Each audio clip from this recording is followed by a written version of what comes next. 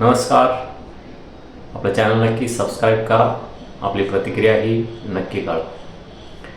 गेल्या 1 वर्षापूर्वी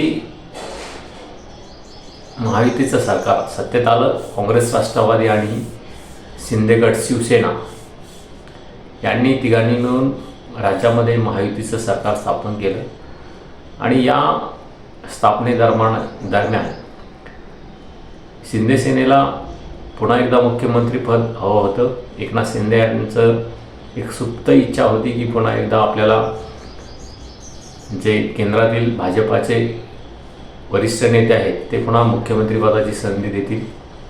मात्र मुख्यमंत्रीपदाच्या निवडीचं गुराव जवळपास 1 महिना चाललं आणि संघाच्या रेट्यामुळे पुन्हा एकदा देवेंद्र फडणवीस यांना भाजपाला मुख्यमंत्रीपद करावं लागलं आणि एकनाथ शिंदे यांना उपमुख्यमंत्रीपद आणि अजित पवार यांनाही उपमुख्यमंत्रीपद देण्यात आलं.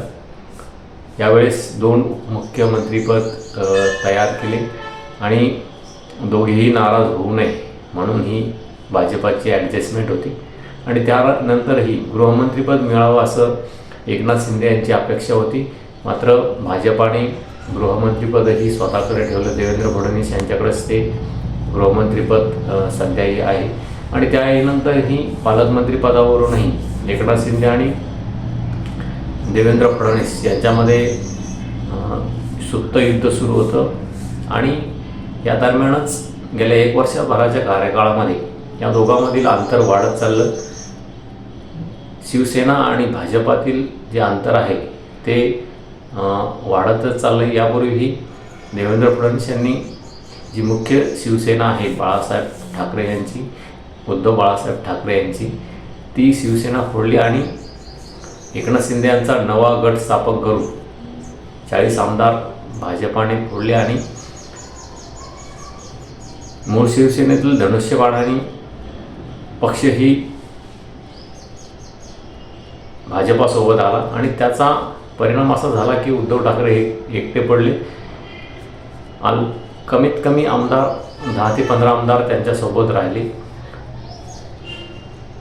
लोकसभेच्या निवडणुकीमध्ये उद्धव ठाकरे यांना बऱ्यापैकी यश मिळालं, परंतु विधानसभेच्या निवडणुकीमध्ये पुन्हा त्यांना म्हणावं असं अपेक्षित असं यश मिळालं नाही. कारण शिवसेना आणि धनुष्यबाण एकनाथ शिंदे यांच्यासोबत होता, भाजपा त्यांच्यासोबत होती आणि त्याचा परिणाम म्हणून एकनाथ शिंदे यांनाही चांगलं यश मिळालं.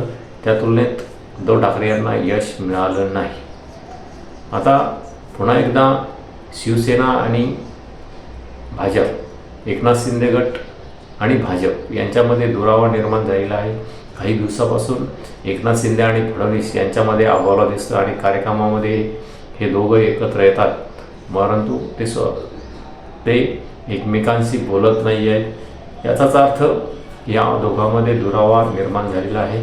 एकनाथ शिंदे यांनी 2 दिल्ली वाऱ्याही केल्या. पंतप्रधान नरेंद्र मोदी यांनाही भेटले, अमित शहा यांनाही भेटले. मात्र तेथेही एकनाथ शिंदे यांचं ऐकून घेतलं गेलं नाही असं दिसतंय. त्यामुळे आता राज्यामध्ये एकनाथ शिंदे विरोधात फडणवीस, एकनाथ शिंदे यांची शिवसेना विरोधात भाजप असं वातावरण जवळपास निर्माण झालेलं आहे. भाजपाचेच प्रदेशाध्यक्ष देवेंद्र फडणवीस यांनी फक्त येत्या 2 डिसेंबर नंतर महायुतीमध्ये काहीतरी नवीन घडू शकतं अशी एक चाहूल दिलेली आहे. त्यामुळे भाजप आणि शिंदे गट, एक शिवसेना हे अलग होऊ शकतात का? नवीन वर्षामध्ये ते चित्र आपल्याला दिसू शकतं का? अशी परिस्थिती निर्माण झालेली आहे आणि भाजपाने उद्धव ठाकरे यांना सोबत घेऊन त्यानंतर त्यांची शिवसेना फोडली. तीच परिस्थिती आता एकनाथ शिंदेबाबत घडू शकते का? अशी परिस्थिती निर्माण झालेली अशी चर्चा सध्या राज्यभरात सुरू आहे. कालच संजय राऊत हे 2 महिन्याच्या 1.5 महिन्याच्या आजारपणानंतर पत्रकारांशी बोलले आणि यामध्ये त्यांनी सांगितलं की एकनाथ शिंदे यांचे जवळपास 35 आमदार भाजप फोडू शकतं अशी एक बातमी त्यांनी प्रसारमाध्यमांना दिली आणि यापूर्वीही या चर्चा गेल्या 1 वर्षभरापासून सुरू आहे. त्यामुळे जे एकनाथ शिंदे यांचं झालं होईल, यापूर्वी ते उद्धव ठाकरे यांचं झालं होतं, त्यांच्यासोबत झालं होतं. त्यांचे जवळपास 40 आमदार भाजपाने फोडले. मात्र आता पुन्हा एकनाथ शिंदे हे जर भाजपाचं ऐकत नसेल तर त्यांचे आमदारही फोडण्याची वेळ भाजपावर आलेली आहे का, असं एकंदरीत दिसते. आणि त्याचाच परिणाम म्हणून एकनाथ शिंदे हे त्यांच्या मंत्र्यांना दबावाखाली ठेवण्याचा प्रयत्न करत आहेत का, भरसभेत फोन करून विकास कामासंदर्भात आढावा घेत आहेत का, लोकांच्या समोर त्यांना आणतायत का, अशी एक चर्चा सध्या आता राज्यभरामध्ये सुरू आहे. उदय सामंत हे भाजपासोबत जाण्यास इच्छुक आहे का, या सध्या अनेक चर्चा राज्यभरात सुरू आहे. आणि दुसरीकडे स्थानिक पातळीवरही अनेक नगरसेवक, जिल्हा परिषदचे भावी अध्यक्ष, जिल्हा परिषदचे मेंबर हे भाजपामध्ये प्रवेश करताना आपल्याला दिसत आहेत.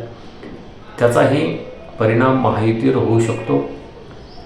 एकनाथ शिंदे यांनी केंद्रातील भाजपाच्या वरिष्ठ नेत्यांकडे ही तक्रार केलेली आहे. अमित शहा, नरेंद्र मोदी यांच्याकडे ही तक्रार केलेली आहे की आमचे लोक तुमचे भाजपचे जे वरिष्ठ नेते आहेत ते फोडत आहेत. त्यांचा रोख भाजपाच्या राज्य पातळीवर जे वरिष्ठ नेते आहेत, देवेंद्र फडणवीस असो, त्यांचे प्रदेशाध्यक्ष असो की बावनकुळे असो, अशा अनेक नेत्यावर एकनाथ शिंदे यांचा रोख असावा. कारण त्यांनी अनेक नगरसेवकांना, माजी आमदारांना भाजपामध्ये प्रवेश दिला आहे. त्यामुळे एकनाथ शिंदे गटामध्ये कुणी राहत आहे का, की सर्वच पुन्हा भाजपामध्ये प्रवेश करतात, असं एक चित्र महाराष्ट्रामध्ये निर्माण होतं आहे का, अशी परिस्थिती येणाऱ्या काळात आपल्याला दिसू शकते का, या संदर्भात आपली प्रतिक्रिया नक्की कळवा. जे उद्धव ठाकरे यांच्यासोबत झालं तेच एकनाथ शिंदे यांच्यासोबत होऊ शकतं का, या संदर्भात आपली प्रतिक्रिया नक्की कळवा.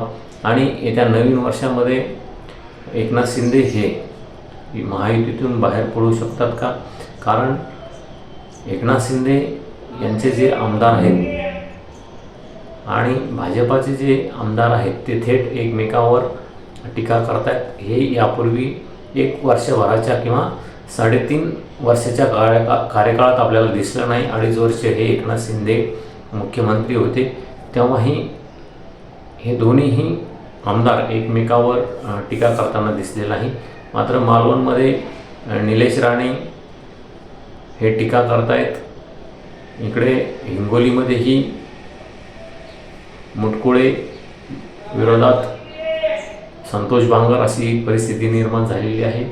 आणि मुख्य म्हणजे मुख्यमंत्री देवेंद्र फडणवीस आणि उपमुख्यमंत्री एकनाथ शिंदे यांच्यामध्येही गेल्या काही दिवसापासून हा बोला आहे.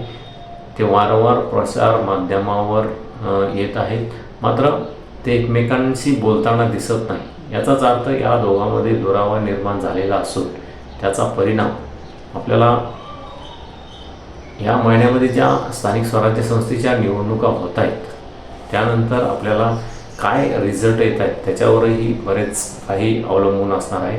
आणि एकनाथ शिंदे यांना काय पर्याय असू शकतो, ते शरद पवार गटासोबत जात आहेत का, की महाविकास आघाडीसोबत जात आहेत का. मात्र अजितदादा पवार यांनी जर भाजपाला सोडलं नाही तर भाजपाला कोणत्याही परिस्थितीमध्ये येणाऱ्या 5 वर्षामध्ये सत्ता चालवण्यापासून कोणीही रोखू शकत नाही. कारण त्यांना केवळ 10 ते 12 आमदारांची गरज आहे आणि ती अजित पवार यांच्या पक्षाच्या माध्यमातून पूर्ण होऊ शकते. त्यामुळे 5 वर्ष तरी देवेंद्र फडणवीस यांच्या पदाला धोका नाही असं चित्र एकंदरीत महाराष्ट्रामध्ये आहे. मात्र एकनाथ शिंदे हे पुढे काय करतात की त्यांचीच शिंदे सेना फोडली जाते अशी परिस्थिती येऊ शकते का, या संदर्भात आपली प्रतिक्रिया नक्की कळवा. आपलं चॅनल सबस्क्राईब करा, शेअर करा, लाईक करा. धन्यवाद. थांबतो.